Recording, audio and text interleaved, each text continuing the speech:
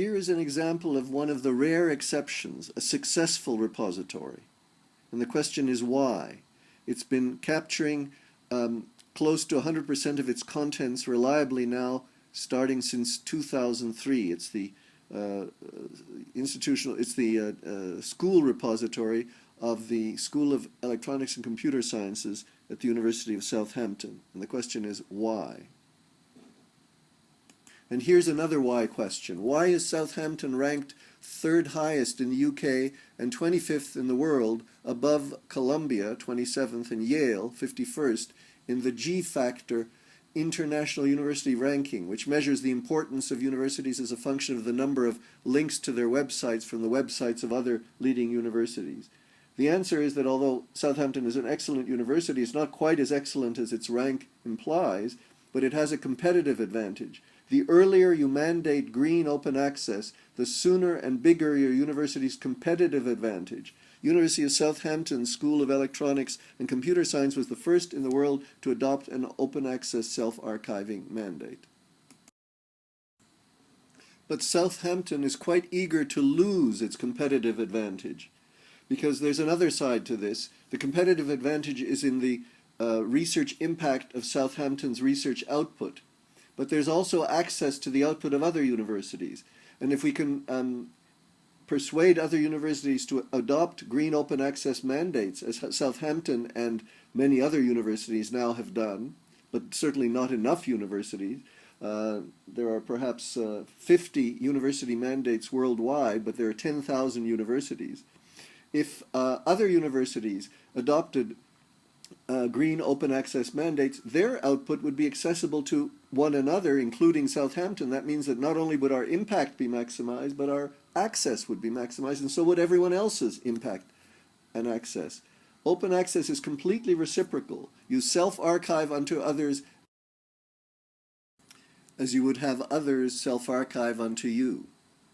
Universities and research funders already mandate publishing itself as a condition of employment and funding. This is also called publish or perish. And its purpose is in order to maximize research usage and impact in the paper era. So a self-archiving mandate is just a natural extension of the existing publishing mandate, publish or perish mandate, for the web era. International surveys of researchers in all disciplines have already found that 95% of researchers would comply with a self-archiving mandate. Not only will 95% comply across all countries and disciplines, but over 80% of them report that they would do so willingly. Nevertheless, only 15% self-archive spontaneously if it's not mandated by their institutions and or their funders.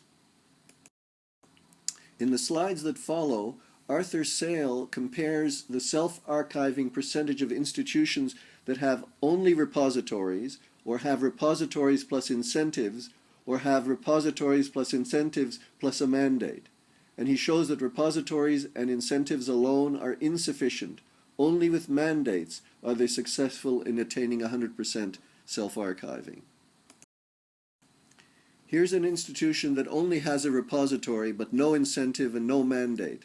The green line is the annual output of research of that institution, and the red line is the proportion of it that is being self-archived under these conditions.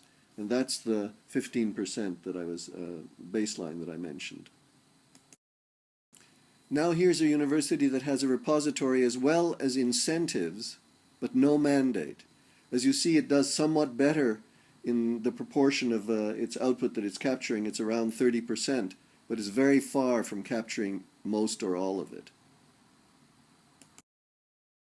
And now here's an institution that has a repository and incentives as well as a mandate, the way Southampton does.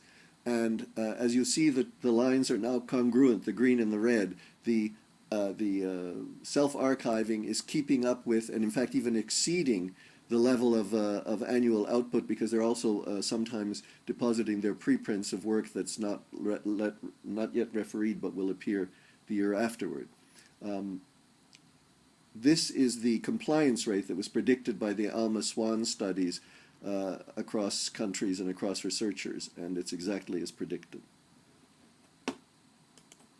These are data from the RoarMap registry of open access mandates. Worldwide, a total of 98 green open access self-archiving mandates plus 33 more thesis mandates have already been adopted, and 15 more have been proposed, including multi-university mandates.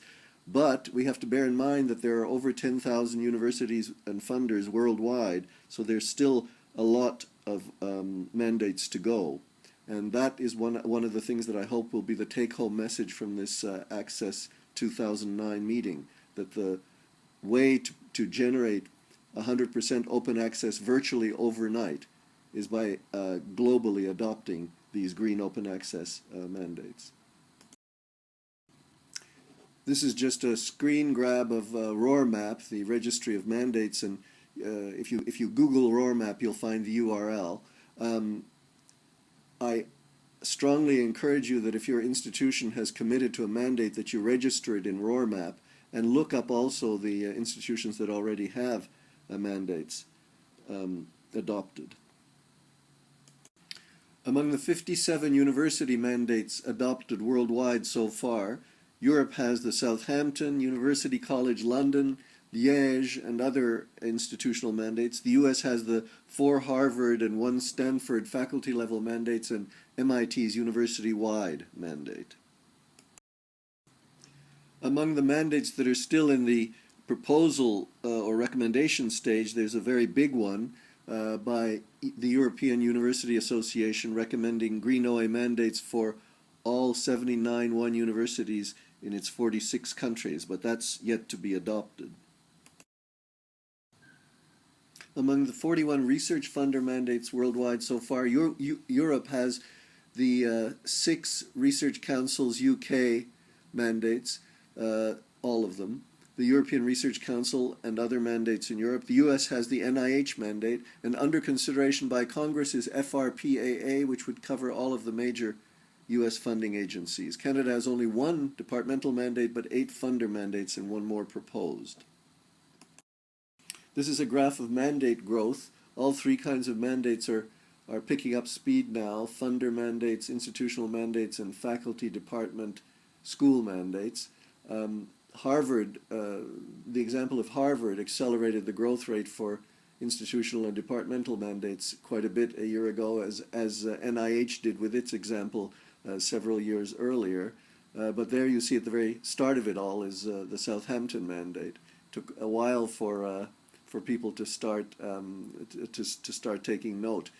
But before we get too complacent about this growth rate, this is 98 mandates, and yet there are 10,000 universities and research institutions and research funders worldwide at least. So there's still quite a bit to go, but in principle, as soon as the message gets across, change could happen very quickly, because these mandates can all be adopted in parallel. It's crucial that both funders and universities mandate green open access self-archiving worldwide, because not all research is funded, but all research comes from universities and research institutions. Institutions are the universal providers of research.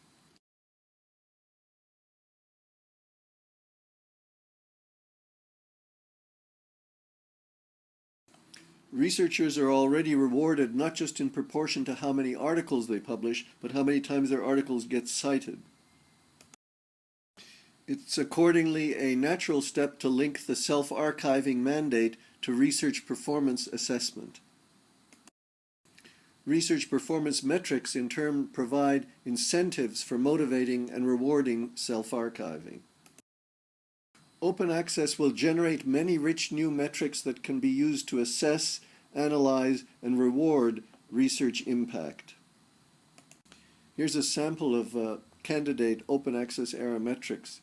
Citations, co-citations, downloads, chronometrics, which is growth rates and decay rates, book citation index, links, tags, commentaries. I'll leave the rest of them for you to look at your leisure.